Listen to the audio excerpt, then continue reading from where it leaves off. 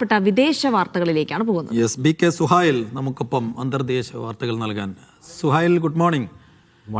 സുഹൈൽ, എന്തൊക്കെയാണ് അന്തർദേശീയ രാഷ്ട്രീയത്തിൽ പ്രധാനമായി ഇന്നലെ സംഭവിച്ചത്, ഇന്ന് സംഭവിക്കാൻ പോകുന്നത്, പ്രധാനപ്പെട്ട വിവരങ്ങൾ എന്തൊക്കെയാണ്? സൈഫു, ഗ്രീൻലൻഡ് വിഷയത്തിൽ അമേരിക്കയും യൂറോപ്പും തമ്മിലുള്ള ഏറ്റവും വലിയ സംഘർഷം, അതാണ് ഈ ഒരു മണിക്കൂറിലെ ഏറ്റവും പ്രധാനപ്പെട്ട വാർത്ത.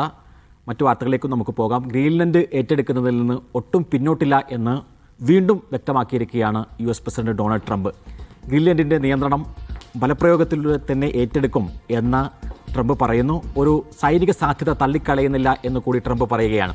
ഗ്രീൻലൻഡിൽ US പതാകയുമായി നിൽക്കുന്ന സ്വന്തം AI ചിത്രം ട്രംപ് പങ്കുവെക്കുകയും ചെയ്തിരിക്കുന്നു. കുറച്ചുകൂടി പ്രകോപനപരമായിട്ടുള്ള നിലപാടിലേക്ക് പോവുകയാണ്. ഈ രാജ്യത്തിൻ്റെ പരമാധികാരവും അതിർത്തിയും വിട്ടു നൽകിക്കൊണ്ടുള്ള ഒരു ചർച്ചയ്ക്കും തയ്യാറല്ല എന്ന് ഡെൻമാർക്കിൻ്റെ പ്രധാനമന്ത്രി മെറ്റ ഫ്രെഡറിക്സൺ കൂടി തിരിച്ചടിച്ചതോടുകൂടി യൂറോപ്പും അമേരിക്കയും തമ്മിലുള്ള ഈ സംഘർഷം വലുതാകുന്നു. ഗ്രീൻലൻഡ് വിഷയത്തിൽ അമേരിക്കയും യൂറോപ്പും തമ്മിലുള്ള ശക്തമായൊരു ചേരിതിരിവാണ് ഇപ്പോൾ രൂപപ്പെട്ടിരിക്കുന്നത്. ഇതാണ് ആഗോള രാഷ്ട്രീയത്തിൽ ഏറ്റവും ഇപ്പോൾ ചൂടേറിയ വിഷയമെന്ന് പറയുന്നത്. ഞാൻ നേരത്തെ സൂചിപ്പിച്ചതുപോലെ തന്നെ രണ്ടാം ലോക യുദ്ധത്തിന് ശേഷമുള്ള ഏറ്റവും വലിയ പ്രതിസന്ധി എന്നാണ് യൂറോപ്യൻ നിരീക്ഷകർ ഇതിനെ വിളിക്കുന്നത്. ട്രംപിനെ എങ്ങനെയാണ് നേരിടണം എന്നുള്ള കാര്യത്തിൽ യൂറോപ്യൻ നേതാക്കൾക്കിടയിൽ വലിയ കൂടിയാലോചനകളാണ് ഇപ്പോൾ നടക്കുന്നത്. ഗ്രീൻലൻഡ് പൂർണ്ണമായും വിൽക്കാൻ ഡെൻമാർക്കിനെ നിർബന്ധിപ്പിക്കുക എന്നുള്ളതാണ് ട്രംപിൻ്റെ ഒരു ആശയം. ഈ ആശയം സ്വീകരിക്കാത്ത ആളുകൾക്കെതിരെ കടുത്ത സാമ്പത്തിക നടപടികൾ കൂടി ട്രംപ് സ്വീകരിച്ചിരിക്കുകയാണ്. ഫെബ്രുവരി 1 മുതൽ ഡെൻമാർക്കിനും ബ്രിട്ടൻ, ഫ്രാൻസ്, ജർമ്മനി, നോർവേ തുടങ്ങിയ 8 യൂറോപ്യൻ രാജ്യങ്ങൾക്കുമേൽ 10% അധിക ഇറക്കുമതി തീരുവ ട്രംപ് പ്രഖ്യാപിച്ചിരിക്കുകയാണ്. ഗ്രീൻലൻഡ് സ്വന്തമാക്കുന്നത് വരെ ഈ ടാരിഫ് നിലനിൽക്കുമെന്നും ജൂൺ 1 മുതൽ ഈ ടാരിഫുകൾ 25% വർദ്ധിപ്പിക്കുമെന്നുമാണ് ട്രംപ് മുന്നറിയിപ്പ് നൽകിയിരിക്കുന്നത്. ഡെൻമാർക്കും ഗ്രീൻലൻഡുമാണ് അവരുടെ കാര്യം തീരുമാനിക്കേണ്ടത് എന്നും പുറത്തുനിന്ന് ആരും ഇക്കാര്യത്തിൽ ഇടപെടാൻ അനുവദിക്കില്ല എന്നുമാണ് യൂറോപ്യൻ രാജ്യങ്ങൾ നിലപാടെടുക്കുന്നത്. ഏതായിരുന്നാലും ഗ്രീൻലൻഡിന്മേൽ കടന്നാക്രമണം ഉണ്ടായിക്കഴിഞ്ഞാൽ പ്രതിരോധിക്കാനുള്ള അവരുടെ അവകാശത്തെ പിന്തുണക്കുമെന്ന് ശക്തമായി തന്നെ ഫ്രാൻസ് പറയുകയാണ്. ഫ്രഞ്ച് പ്രസിഡന്റ് ഇമ്മാനുവൽ മാക്രോണാണ് ഈ വിഷയത്തിൽ വേൾഡ് എക്കണോമിക് ഫോറത്തിലടക്കം അതിശക്തമായ ഭാഷയിൽ സംസാരിക്കുന്നത്. ഡെൻമാർക്കിൻ്റെ അഭ്യർത്ഥന മാനിച്ചുകൊണ്ട് ഗ്രീൻലൻഡിലേക്ക് നിരവധി യൂറോപ്യൻ രാജ്യങ്ങൾ സൈന്യത്തെ അയക്കുക കൂടി ചെയ്തിരിക്കുകയാണ്. ഈ സാഹചര്യത്തിൽ യൂറോപ്യൻ രാജ്യങ്ങളുടെ ഈ നടപടി അങ്ങേയറ്റം അപകടം പിടിച്ചതാണ് എന്ന് ട്രംപ് പറയുന്നു. ഇത് അധികകാലം മുന്നോട്ട് പോകാൻ കഴിയില്ല എന്നും ട്രംപ് പറയുകയാണ്. അതേസമയം ഈ സഖ്യകക്ഷികൾക്കുമേൽ തീരുവ ചുമത്തുന്ന ട്രംപിൻ്റെ നടപടി ഒരിക്കലും അംഗീകരിക്കാൻ സാധിക്കില്ല എന്ന് ബ്രിട്ടീഷ് പ്രധാനമന്ത്രി കെയർ സ്റ്റാമർ കൂടി തുറന്നടിച്ച സാഹചര്യത്തിൽ ഈ യൂറോപ്യൻ യൂണിയൻ മാത്രമല്ല, യൂണിയൻ്റെ ഭാഗമായി നിൽക്കാതെ ഉള്ള ഈ ഇംഗ്ലണ്ട് കൂടി അല്ലെങ്കിൽ ബ്രിട്ടൻ കൂടി ഇതിൻ്റെ ഭാഗമാകുന്നു. ആ അർത്ഥത്തിൽ നാറ്റോ രാജ്യങ്ങളുടെ ഇടയിലുള്ള വലിയ വേർതിരിവ് അല്ലെങ്കിൽ വലിയൊരു വിള്ളൽ ആയി തന്നെ നമുക്കിതിനെ പറയാവുന്നതാണ്. സ്വാഭാവികമായും US നീക്കത്തിനെതിരെ തിരിച്ചും ഇറക്കുമതി തീരുവ ചുമത്താൻ യൂറോപ്യൻ യൂണിയൻ ആലോചിക്കുന്നു എന്നുള്ളതാണ് ഏറ്റവും പുതിയ വിഷയം. ഈ തർക്കം പരിഹാരം ഒരു നയതന്ത്ര നീക്കങ്ങൾ ഇപ്പോൾ സജീവമായി തന്നെയുണ്ട്.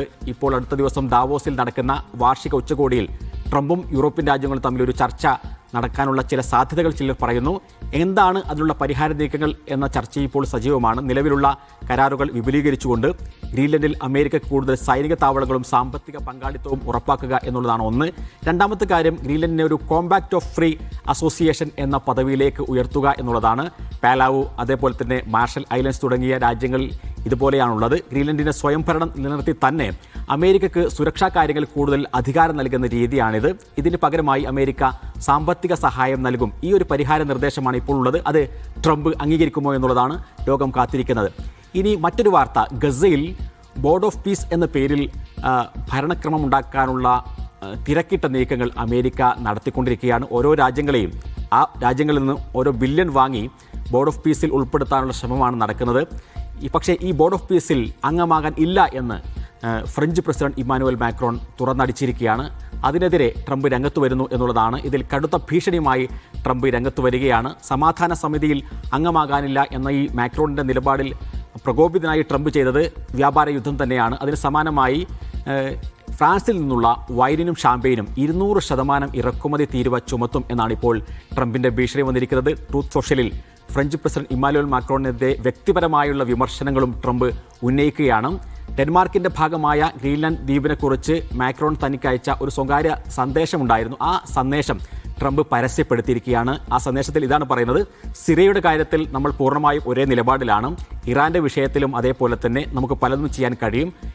അതിനുശേഷം മാക്രോൺ ഇതാണ് എഴുതിയത്: ഗ്രീൻലൻഡിൻ്റെ കാര്യത്തിൽ പക്ഷേ താങ്കൾ എന്താണ് ചെയ്തുകൊണ്ടിരിക്കുന്നത് എനിക്ക് മനസ്സിലാകുന്നില്ലല്ലോ എന്ന് പറഞ്ഞ കാര്യം ട്രംപ് എടുത്ത് പുറത്തേക്കിടുകയാണ്. അമേരിക്കയും ഫ്രാൻസും തമ്മിലുള്ള നയതന്ത്ര ബന്ധം ഇതോടുകൂടി അതീവ ഗുരുതരമായ ഒരു പ്രതിസന്ധിയിലേക്കാണ് നീങ്ങുന്നത്. ഞാൻ നേരത്തെ സൂചിപ്പിച്ചതുപോലെ തന്നെ ഫ്രാൻസും അമേരിക്കയും തമ്മിൽ ഇതുപോലെ തെറ്റിയ ഒരു സമയം ഇതിന് മുമ്പ് ഉണ്ടായിട്ടില്ല എന്നാണ് നമുക്ക് മനസ്സിലാക്കാൻ സാധിക്കുക. ഇനി മറ്റൊന്ന്, ഇസ്രായേലിലേക്ക് വരികയാണെങ്കിൽ, ഇസ്രായേലും ഫലസ്തീൻ വിഷയത്തിലേക്ക് വരികയാണെങ്കിൽ, ഗസക്ക് പുറമെ ഇപ്പോൾ ജെറുസലേമിലും ഇസ്രായേലിൻ്റെ ആക്രമണം ശക്തമാക്കുകയാണ്. ഫലസ്തീന് സഹായം നൽകുന്ന സന്നദ്ധ സംഘടനകളുടെ മേലുള്ള നിയന്ത്രണങ്ങളാണ് ഇപ്പോൾ ജെറുസലേമിലും ഇപ്പോൾ കടുത്ത നിയന്ത്രണങ്ങളിലേക്ക് ഇസ്രായേൽ പോകുന്നത്. കിഴക്കൻ ജെറുസലേമിലെ ഒരു UN കേന്ദ്രം ഇസ്രായേൽ ബുൾഡോസർ ഉപയോഗിച്ച് പൊളിച്ചു നീക്കുകയും ചെയ്തു എന്നുള്ളതാണ് ഏറ്റവും സങ്കടകരമായ കാഴ്ച. ഷേഖ് ജറ പരിസരത്തുള്ള കേന്ദ്രത്തിൽ അവിടെ ജീവനക്കാരുടെ ഉപകരണങ്ങളടക്കം എടുത്ത് പുറത്തേക്കിടുന്ന ഇസ്രായേൽ സേനയുടെ കാഴ്ച നമ്മൾ കാണുന്നു. അതെല്ലാം കണ്ടുകെട്ടുകയും അവരെ പുറത്താക്കുകയും ചെയ്തതായി യുനർവ അറിയിക്കുന്നു. ഹമാസുമായി അവർക്ക് ബന്ധമുണ്ട് എന്നുള്ള നുണം ഇവിടെയും ആവർത്തിക്കുകയാണ് ഇസ്രായേൽ ചെയ്തത്. എന്നാൽ ആരോപണം നേരത്തെ തന്നെ UN നിഷേധിച്ചതാണ്. ഇത് ചരിത്രപരമായ ദിവസമാണ് എന്ന് ഇസ്രായേലിൻ്റെ തീവ്ര മന്ത്രിസഭയിലുള്ള തീവ്ര വലതുപക്ഷ മന്ത്രിയായ ഇറ്റാമർ ബെൻഗവിർ പറയുന്നു. അപ്പോൾ വീണ്ടും ആക്രമണങ്ങൾ തുടർന്നു. UN കേന്ദ്രങ്ങൾ ലക്ഷ്യമിട്ടുള്ള രണ്ടാമത്തെ ഒരു ആക്രമണം നടന്നത് കിഴക്കൻ ജെറുസലേമിലെ തന്നെ ഒരു സ്കൂളിന് നേരെയാണ്. ആ സ്കൂളിൽ ഇസ്രായേൽ സേന കടന്നുകയറുന്നു, കണ്ണീർവാതകം പ്രയോഗിക്കുന്നു. 300-ലേറെ ഫലസ്തീൻ അഭയാർത്ഥി വിദ്യാർത്ഥികൾ പഠിക്കുന്ന ഒരു സ്ഥാപനമാണിത്. ഈ സ്ഥാപനത്തെയും തകർക്കാൻ വേണ്ടിയുള്ള ശ്രമമാണ് ഇസ്രായേൽ നടത്തുന്നത്. അപ്പോൾ ഗസക്ക് പുറമെ വെസ്റ്റ് ബാങ്കിലും അതേപോലെ തന്നെ ജെറുസലേമിലും ഒരേ സമയം ആക്രമണം നടത്തുകയാണ് ഇസ്രായേൽ ചെയ്യുന്നത്. ഇതാണ് ഇപ്പോൾ നടക്കുന്ന ലോകത്തെ പ്രധാനപ്പെട്ട ലോകവിശേഷങ്ങൾ.